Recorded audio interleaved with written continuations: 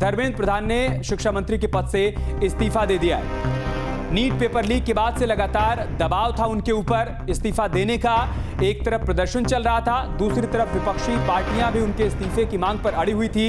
इसी क्रम में सदन की कार्यवाही भी नहीं चलने दी जा रही थी, बार बार सदन भी बाधित हो रहा था। इन सब के बीच सरकार की तरफ से कोशिश की जा रही थी कि संवाद के जरिए समाधान निकाला जाए। इसी क्रम में विपक्ष से भी बातचीत की गई और कहा गया कि हम पेपर लीक को लेकर एक कठोर कानून बनाने वाले हैं, संशोधन विधेयक लाने वाले हैं। कैबिनेट से उसको मंजूरी भी मिल गई है। दूसरी तरफ सीजेपी से भी बातचीत चल रही थी, वहां पर भी मुलाकातों का सिलसिला चल रहा था। कल भी सीजेपी के प्रतिनिधियों ने जेपी नड्डा, जितेंद्र सिंह से मुलाकात की थी, एक लिखित ज्ञापन सौंपा था और उसमें 3 मांगों में यह प्रमुख मांग थी कि धर्मेंद्र प्रधान के इस्तीफे से नीचे कुछ भी मंजूर नहीं है, उससे कम हमें कुछ भी मंजूर नहीं है। और अब यह जानकारी सामने आ रही कि शिक्षा मंत्री धर्मेंद्र प्रधान ने इस्तीफा दे दिया है। लगातार बढ़ते दबाव के बीच शिक्षा मंत्री ने अपने पद से इस्तीफा दे दिया है।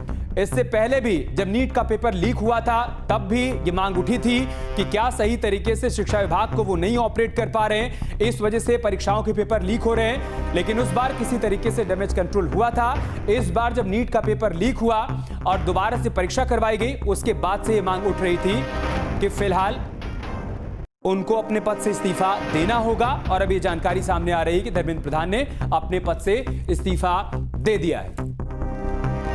तो बड़ी खबर हम आपको बता रहे हैं, दिल्ली से शिक्षा मंत्री धर्मेंद्र प्रधान ने इस्तीफा दे दिया है। लगातार बढ़ते दबाव के बीच ये बड़ी खबर सामने आई है, दिल्ली से धर्मेंद्र प्रधान ने इस्तीफा दे दिया है। और क्या लिखा है इस्तीफा देते हुए धर्मेंद्र प्रधान ने, वो भी आपको बता देते हैं। मेरे युवा साथियों, मैं पिछले 4 दशकों से अधिक समय से छात्र, शिक्षक और शिक्षा सुधार के लिए समर्पित रहा हूं। मेरा सदैव ये विश्वास रहा है कि एक सशक्त, समावेशी और दूरदर्शी शिक्षा व्यवस्था ही सशक्त राष्ट्र की आधारशिला होती है।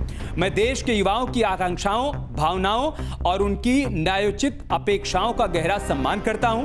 भारत की युवा पीढ़ी के सपनों को साकार करना हम सभी के राजनीतिक एवं सामाजिक जीवन का नैतिक संकल्प रहा है। आदरणीय प्रधानमंत्री जी के दूरदर्शी नेतृत्व में राष्ट्र की सेवा करने का जो अवसर मुझे प्राप्त हुआ, उसके लिए मैं प्रधानमंत्री जी का आभार प्रकट करता हूं। आगे वो लिखते हैं, किंतु 3 मई 2026 को हुई नीट यूजी की परीक्षा में सामने आई अनियमितता, भारत सरकार ने इसका तुरंत संज्ञान लिया और सीबीआई जांच का निर्देश दिया गया। सीबीआई को जांच सौंपी गई, परीक्षा को रद्द किया गया एवं पुनः परीक्षा की तिथि घोषित की गई। इसके साथ ही अगले वर्ष से इस परीक्षा को सीबीटी मोड में करने का निर्णय भी लिया गया।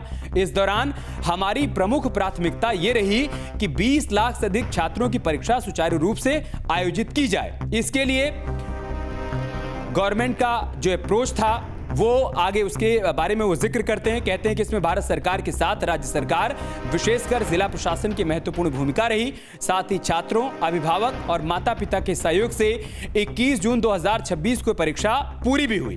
पहले ही दिन से इस पर मैंने जिम्मेदारी ली और इस परिस्थिति से कभी मुंह नहीं मोड़ा।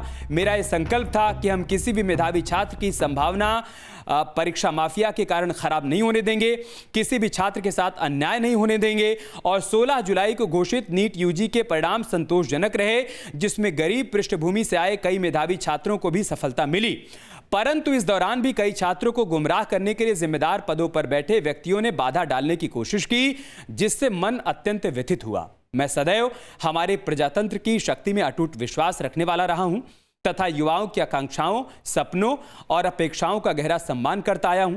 वे केवल भारत का भविष्य नहीं है, बल्कि एक नए और विकसित भारत के वाहक, निर्माता और भविष्य के शिल्पकार भी हैं।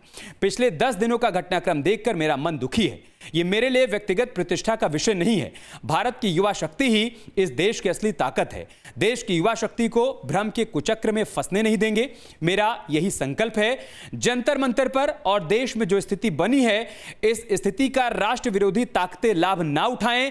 देश की एकता बनी रहे। भारत के एक भी विद्यार्थी का भविष्य कानूनी पेचीदगी में ना उलझे। हमारे बच्चे अपना समय पढ़ाई में लगाएं करियर बनाने पर फोकस करें। इसी बात पर विचार करते हुए मैंने अपना त्याग पत्र माननीय प्रधानमंत्री जी को भेज दिया है।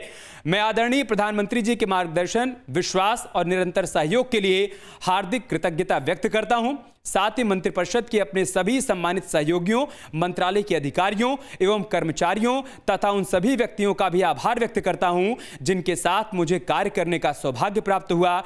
राष्ट्र सेवा मेरे जीवन की सर्वोच्च प्राथमिकता है। मैं इसके लिए सदैव समर्पित रहूंगा। प्रभु श्री जगन्नाथ जी के आशीर्वाद से मैं भविष्य में भी भारत माता, ओडिशा की जनता तथा देश के युवाओं की आकांक्षाओं की पूर्ति के लिए हर संभव रूप से स्वयं को समर्पित रखूंगा। आपका धर्मेंद्र प्रधान।